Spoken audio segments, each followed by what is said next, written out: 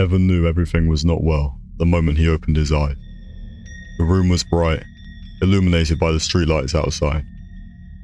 There was a pub just below his apartment, so it made perfect sense why he could hear voices all around. But it was not the noise that woke him up. There was a slapping sound just outside the window, like a bird was trying to flap its wings. He shut his eyes tightly, trying to shut the sound out. He groaned loudly when it became louder than it was at first. He got up angrily and walked off to the window. He opened it with a force and screamed into the dark. "Can you all just keep it down?" As if on cue, the flapping sound stopped. He sighed in relief and went back to bed. He dragged the covers over him and immediately drifted off to sleep. He'd had a not-so-good day at the general store, where he worked as a clerk, and the last thing he wanted was his sleep to be interrupted. The slapping sound came again, but this time it was louder and more annoying than before. He opened his eyes and stared at the ceiling, too tired to get up from the bed, not to talk of telling the rabbits next door to keep it down. He noticed something weird on the ceiling. It felt like he was being watched by something or someone. There was a dark aura in the room, one he couldn't explain. He squinted his eyes closely, trying to see if he could make out the figure on the ceiling. His first thought was that it was a bat, but then there was no way a bat could have entered the room without him knowing, especially since his window was sealed shut to keep away the loud noises from the pub. He heard a growling sound from above him and squinted closely, now getting scared and equally curious to see what was up there. This was his 4th year living in the apartment, and he'd never encountered anything like that. Not even a stray cat had wandered into his house. The sound came again, and this time it sounded like whatever it was closer to him. He swallowed thickly, not sure why he was still laying there, staring at the phantom, instead of getting his flashlight. He saw a pair of red glowing eyes staring at him, and he blinked rapidly to make sure he was not seeing things. When the fog from his brain cleared, he was very shocked at what he was seeing.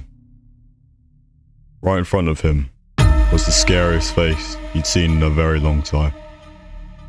It was the face of a really old lady who looked a lot like his great-grandmother, except older and scarier than he would have imagined. She crawled on his neck, inhaling his scent in a way that would have seemed sensual and really enjoyable if it was a younger lady doing it, and definitely attractive. With the old scary woman on top of him, it looked like he was in the middle of some sort of ritual. He tried to move his face, but realised that his neck was stiff. He couldn't move his limbs either. He'd never been paralysed before, and always wondered what it would feel like, not being in control of his body. But this was more than what he bargained for.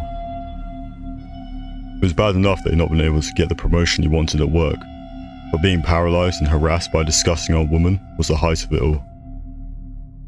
He kept trying to move his body, but all that happened was nothing. His groans and screams only came as breaths. He could feel the woman's hands all over his body, rubbing and touching everywhere, and he was not sure what was worse, not being able to scream, or being in the position he was in. The assault continued so long that he lost track of time, but could only whimper slightly and sweat in pain and disgust. His hair was slick with sweat, sticking to his forehead. The slapping sound outside was louder now, making his ears ring. He felt like he was going deaf with the noise, and wished for nothing more than the entire nightmare to be over with. He was not sure how much time had passed, but he knew he had passed out. He opened his eyes, groaning as the sunlight peeked into the room from the opened window. He sat up, alarmed, very surprised, but pleased that he was able to move.